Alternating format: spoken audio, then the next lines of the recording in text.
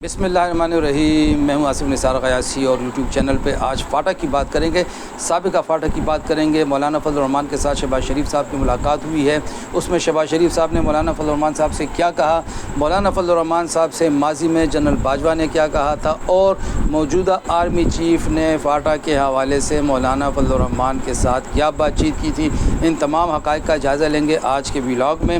नाज़रीन, 8 साल कबल जब ये इंज़माम का अमल हुआ था, 2018 की बात अगर हम करें, 7 साल से ज़्यादा का अरसा हो गया है। 2018 के एंड में ये इंज़माम हुआ। इसके बाद हमने देखा कि इंज़माम के वक्त जो वादे किए गए थे वो पूरे ना हो सके, इजाफ़ी फ़ंड्स खैबर पख्तूनख्वा के कबायली अज़ला को ना मिल सके। जिस वक्त ये इंज़माम किया जा रहा था उस वक्त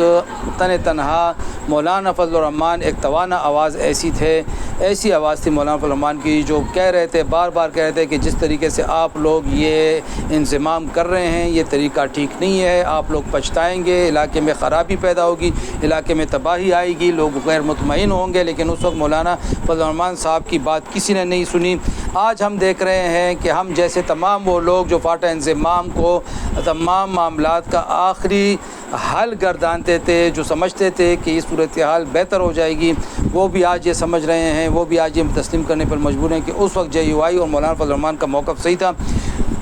मौलाना फजल रहमान साहब के करीबी हलकों के मुताबिक जब शाहिद खाकान अब्बासी साहब की हुकूमत थी और फाटा इंज़माम का मामला तेज़ी से चल रहे थे, उस वक्त शाहिद खाकान अब्बासी एक रोज़ अचानक मुलाकात के लिए पहुंच गए। उनके साथ ज़ैफ़रान के वफाकी वज़ीर अब्दुल कादिर बलोच भी थे। वहाँ बैठ के उन्होंने मौलाना साहब के साथ बातचीत की और मौलाना साहब को इस बात पे कायल किया कि फ़ाटा इंज़माम के जो नुकात हैं उसमें 4 नुक्तों पे आपका इख्तिलाफ़ है, हम उस पर बात कर लेते हैं, बाकी का कोई मसला नहीं है। यानी एक तरीके से उन्होंने मौलाना साहब को कायल कर लिया कि जी आप तस्लीम कर लें, लेकिन आपके जो तहफ़्फ़ुज़ात हैं वो हम दूर कर देंगे, तब इंज़माम होगा।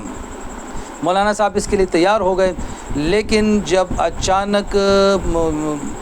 कौमी असम्बली में बिल पेश करने का ऐलान किया गया, मौलाना फजल रहमान साहब हक्का बक्का रह गए और उन्होंने तमाम कौमी लीडरों के सामने शाहिद खाकान अब्बासी को कहा कि आपने आके मेरे साथ ये कमिटमेंट नहीं की थी, कि आपने ये नहीं कहा था कि ये 3-4 नुक्ते जो होंगे, जिसमें फ़ौरी इंज़माम का भी नुक्ता शामिल था, वो इस बिल का हिस्सा नहीं होगा।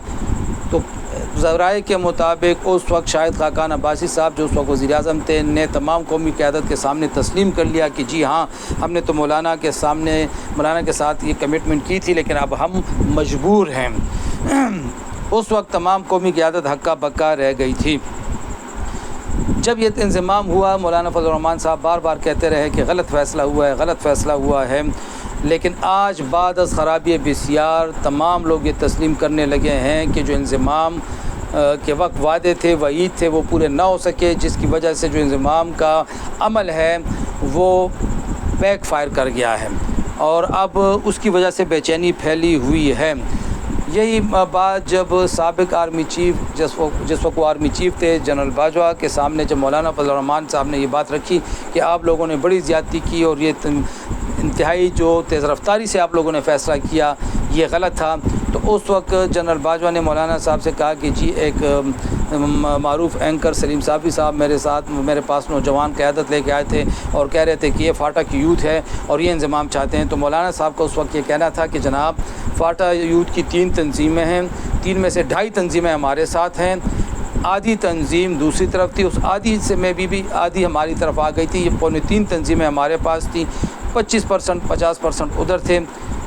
तब जनरल बाजवा ने कहा कि मौलाना साहब वाकई हमसे गलती हो गई है, अब हम क्या करें। और तब हमारे ज़राए हमें ये बताते हैं कि मौलाना साहब को ये कहा गया कि हम किसी तरीके से फाटा इंज़माम को वापस करने की कोशिश करेंगे, जिसका पहला कदम वहाँ पे जिरगे की बहाली होगा। ये भी बताया जाता है मौलाना फजल रहमान साहब के करीबी हलकों के मुताबिक कि मौजूदा army chief general Asim Munir साहब के साथ जब उनकी मुलाकात हुई तो उसमें आसिम मुनीर साहब ने भी इस बात का इंदिया दिया या इस बात का या उनकी जो राय थी वो ये सामने आई कि बेहतर होता कि फ़ाटा को अलग सूबे के तौर पर हम अलग करते, इसको एक अलग सूबा बना लेते।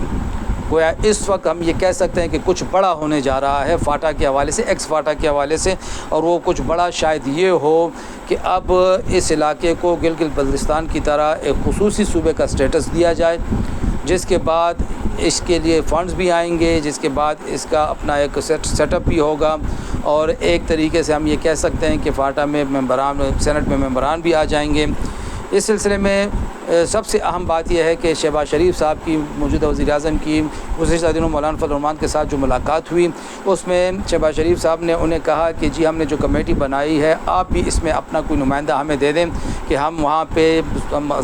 مسائل کے حل، تنازعات کے حل کے لیے کوئی سسٹم لا سکیں۔ تو مولانا صاحب نے کھل کے اپنا معافی الضمیر بیان کیا اور کہا کہ آپ لوگوں سے ماضی میں یہ غلطیاں ہوئی ہیں اور اب ہم اتنی جلدی کوئی فیصلہ نہیں کر سکتے، جس کے لیے اگلے 2 دن میں JUI کی مرکزی مجلس شورا کا انتہائی اہم اجلاس بلایا گیا ہے، جس میں موجودہ عالمی صورتحال کے ساتھ ساتھ